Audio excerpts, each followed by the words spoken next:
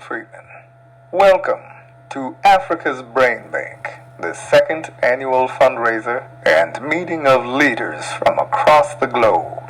Before I go, I want to send a special thanks to my friend, Ambassador Lance Jones, and the board members of the Africa's Brain Bank for making this vision a reality.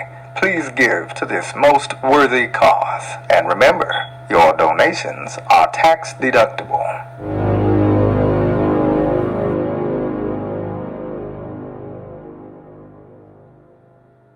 Where is Dr. Diola? Dr. Diola, are you ready? I don't want to talk much because if I do, I'm just going to keep going on and on. But I want to encourage every single one of you to be part of the Brain Bank. Bank your brains with Africa's Brain Bank. You don't have to physically go home. We know about challenges that our brothers and sisters in the diaspora are concerned about, especially safety and security, but your brains can go. The young man that I'm about to introduce summed this whole brain bank vision by saying that Africa's brain bank is the next best thing to all people of African descent going back home. So you don't have to physically go home, but your brains can go. Africa's brain bank is a repository of Africa's intellectual capital, intellectual property, and brain power. And the way we're going to build a repository is through collaboration, development, and services. We have to work together like we're doing today, and we're going to keep doing to develop and serve Africa and all people of African descent. Our vision is to put an end to Africa's brain drain. Right now, most of our team members are on the continent, which makes me happy because we are empowering them there. Even our website is being built by an African. The African High School Association website is being developed by an African. So we are doing Africa through Africans. So it gives me great pleasure to introduce this young man. He is very intelligent, originally from Mali, very handsome, very faithful. Every management meeting on Saturdays, he's there. Every board meeting, he's there. When you hear him speak English, you will not know he's originally from a French country. So ladies and gentlemen, put your hands together for my brother, Dr. Diola Bagayoko, as he comes and talks to us about our cardinal project, which is the Africa's Brain Bank S.T.E.M project, specifically the 12-strand systemic mentoring system. Dr. Diola, over to you. Thank you very much, Madam CEO. Ladies and gentlemen, as you heard, my name is again Diola Bagayoko. I am a Southern University System Distinguished Professor Emeritus of Physics and the Director Emeritus of the Timbuktu Academy. In the next 15 minutes, I want to talk to you about something extremely important, meaning the systemic mentoring program of Africa's Brain Bank. Before I do that, I have to go back to the scientific basis that led to the development of the 12-strand systemic mentoring model we are going to implement following the obtention of funding for those activities on the continent. What are those scientific bases? In 1926, a paper appeared in the Journal of Developmental Psychology that established what is known as the power law of human performance.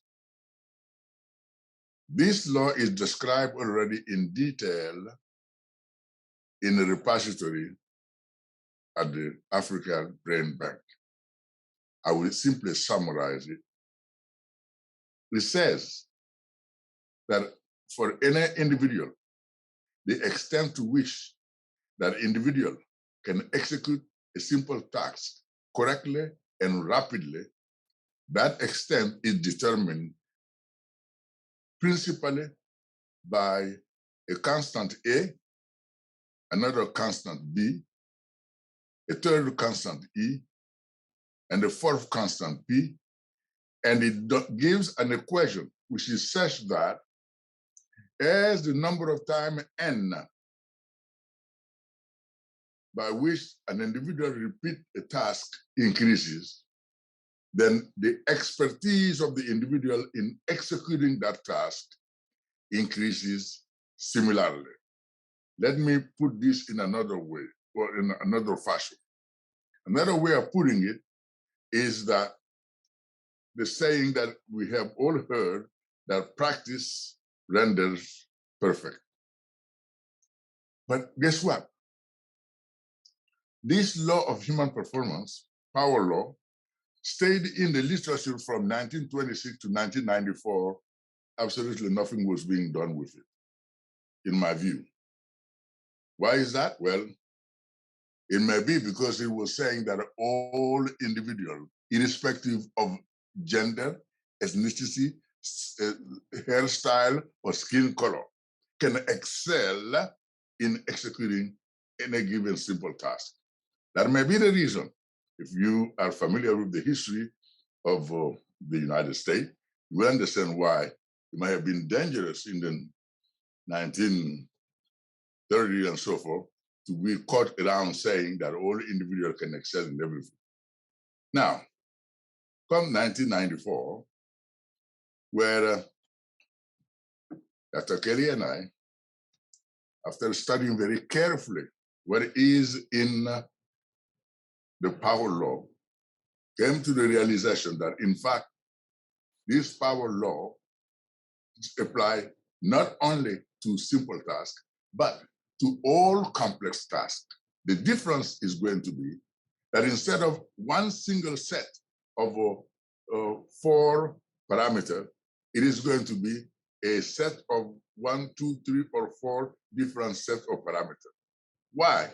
Because the complex task, whatever it is, it can be broken into a finite set of simple tasks. For each one of those, the formula applies. Hence, ladies and gentlemen, what I'm about to tell you, what I am actually saying with the extension of that law, meaning to obtain the law of human performance, what I'm saying is that there is no known limit to the degree to which any given individual can excel in any discipline. The question is not whether the person has the intellectual capacity. The question is whether or not the person is exposed to the material, the appropriate material, in the appropriate sequence. The person is spending time learning the material, is practicing the material day in and day out, and that sometimes in days, in months, and in years. This is how expertise is built, and there is no other way. Irrespective of what you may hear some people say, so and so is intelligent, so and so is not intelligent, and so forth. The fact of the matter is, the process, the genesis of genius is explained by the law of the human performance. So far, so good. What do we get out of that? Well, when we understood that in 1994, before that, we already had built at Southern University what we call the Timbuktu Academy, which was to exactly take this law, first of all, make it understood by every single student who participated in our program, so that the student will know from the get-go that there is not a known limit to what he or she can do in mathematics, in physics, in chemistry, in whatever. Never mind what they may have been told or might have been telling themselves. So, when we did that, in the beginning 1990, by the way, and fast forward, in 1996, the US President Bill Clinton gave us a US Presidential Award for Excellence in Science, Math, Engineering, Mentoring for the job we have done and the result we have produced in terms of African American high school students excelling to be among the top 1%, 5% of their graduating class, all races confounded. We didn't stop there. We kept on. And in 2002, another US president, George W. Bush, gave to the Academy the Presidential Award for Excellence in Science, Math, Engineering, Mentoring because of the number of undergraduate minority students we have taken in physics, chemistry, and in engineering. We have mentored and that who excelled to go do their PhD. Where? Because I'm a scientist. I have to put the fact in I cannot skip over them. Simply say, we went to the best school out there. Which are those best schools? Let me name a few. To put, Georgia Tech is one, University of Michigan, Ann Arbor, University of Florida, Gainesville, Cornell, Harvard, University of Wisconsin-Madison, Tulane University, yes, Caltech, 5 went to Caltech, 2 one in theoretical astroparticle physics, 2 in engineering, 2 in chemistry, and of course, let's not forget the University of Chicago and MIT. The list is long. There are other mainstay universities. But the point I'm making is that the systemic mentoring of the African Brain Bank we are about to talk about step by step has produced from 1990 to now this kind of result, which we then say, wait a minute, what if Africa's Brain Bank were to adapt, and extend this proven 10-strand systemic mentoring model and apply it in Africa in the operation of our African High School Association, directed by Dr. Cisse, and with the support of Mr. Jita and others. And if we were to do that, and focusing at the beginning on whom? On female students. Why? We know that we are the one generally not getting the chance to go too far in school to begin with, and we are the one also certainly being told by some individual for one reason or another that, oh, they should not do mathematics, oh, you should not do engineering. Oh, as it was noted, the discovery of the vaccine, a female African-American lady was at the forefront of it. So those myths of saying females should not do this, should not do that, are simply myths, as I said. So what are therefore the 12-strand systemic mentoring model that the Africa's Brain Bank is going to implement on the continent once we get adequate funding from one source or another? Well, I will rapidly go through them because I can talk for a long time, but I'll try to go rapidly. The number one is, of course, to create a system of support, which may include financial if we have it. That's strand one. Strand two is scientific academic advisement so that students take courses in the correct order. For those who are in academia, you know how crucial that is. Number three is what? Number three is significant communication enhancement way beyond what the ordinary courses will give somebody in an English or in French class, okay? This is communication enhancement for mastery, okay? Strand number four is what? That is tutoring. A student can tutor or can be tutored. It does not matter either way. Our tutoring is for the development of mastery of the subject matter. It is not for remediation, okay? Number five, that is generic research involvement.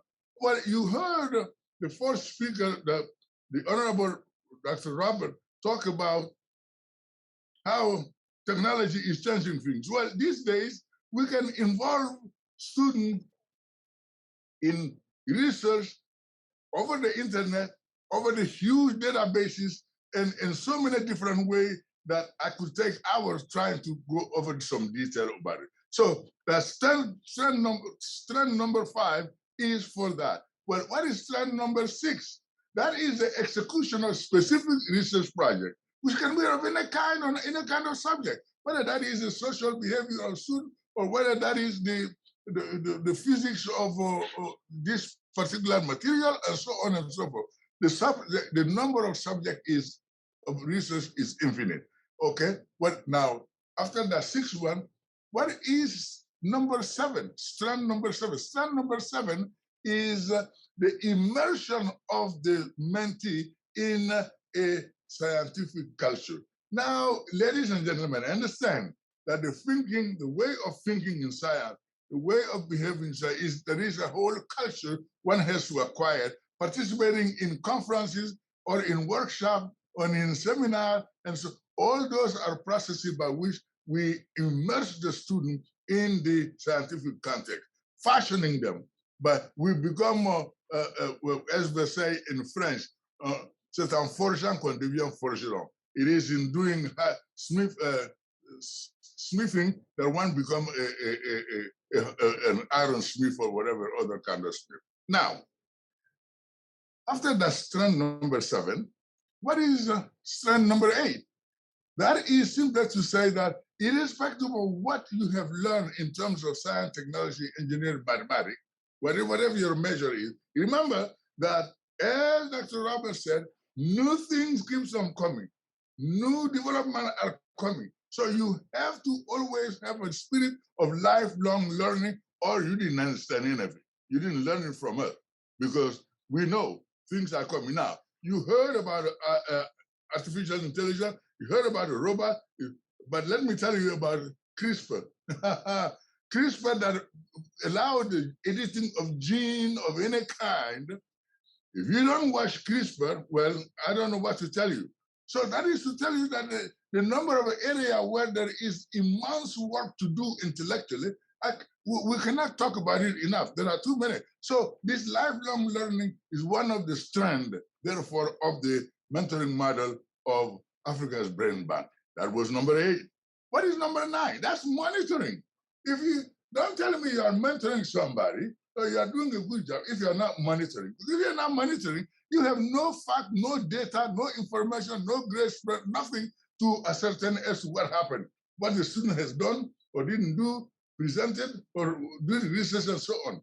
Having said that, that was strand number 9 for that mentoring, that monitoring.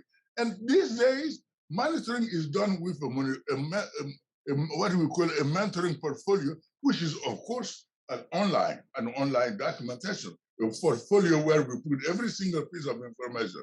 Now, what is strand number 10? Strand number 10 is when a mentee finishes the grade level or the kind of schooling the mentee is doing, you have to guide that mentee to cross the next step. Meaning, for our high school students, who are the very first one we will be working with in Africa, we have to prepare them for going to college. Oh, but that also means that beginning their first year in high school, we are seeing to it that we are taking adequate mathematics at all levels in order to make sure that at the end, they can measure, they can study any branches of science, technology, engineering, mathematics. Remember, I said at the beginning that the law of human performance says that anybody can learn to any level in any discipline. But that does not mean that one can do so without acquiring, in the order needed, the specific base information that is needed. So you are not going to do calculus if you don't know algebra.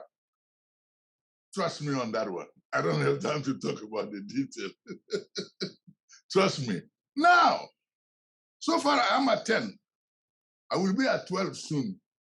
What is the 11th strand of Africa's Brain Bank systemic mentoring model? What is the 11th strand? That is leadership. Because you see, ladies and gentlemen. Yes. Your screen. My screen? My screen? Hello? You're okay. I thought you were frozen. Go ahead. You're fine. Okay. So I was saying that is leadership. Leadership is crucial in very many instances. I don't have to have the time to talk about the detail because I may take too long. But the point I'm making, though, ladies and gentlemen, is this, that when we form this youngster, we need to understand not only they are their own leader, but they are the leader of their peer and the leader of their sibling. And that sense of responsibility is something crucial as far as Africa's Brain Bank is concerned. And finally, instilling a civic virtue, meaning the sense of belonging to a community and the sense of knowing that society works best when we all contribute to it in one fashion or another, that sense is a crucial one. Now, let me close by saying that in this process, there are aspects of this mentoring, systemic mentoring model. We are not putting, we are not putting that yet in writing, but I will say, which is one of the very first thing every single student participating will hear is that from the 14th to the 15th to the 16th centuries, the universities of Timbuktu were second to none on planet Earth. And of course, it was occupied by Blacks like myself here and others. As a matter of fact, one of the most famous professors was Professor Bagayoko. So, case closed. The point I'm making is that the myth that some made in the past that we X cannot do science, Y cannot do mathematics, and so forth, those myths are gone, not only by the law, but also by the example we saw at the universities of Timbuktu for 3 centuries, not 1 or 2 or 3. Hence, I urge everyone who is listening to please contribute your brain, your intellectual property, your financial property, and contribution, and so on, so that we can have the means to implement these 12 systemic mentoring model in African high school, centering mainly on female for the moment, because they are the one we know are the least represented in science, technology, engineering mentoring. Of course, I can answer the question if there are any. Thank you very much for your attention.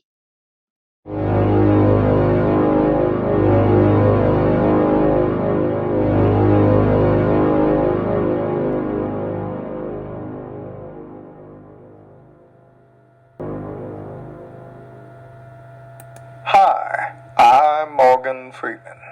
Welcome to Africa's Brain Bank, the second annual fundraiser and meeting of leaders from across the globe. Before I go, I want to send a special thanks to my friend, Ambassador Lance Jones, and the board members of the Africa's Brain Bank for making this vision a reality. Please give to this most worthy cause, and remember, your donations are tax deductible.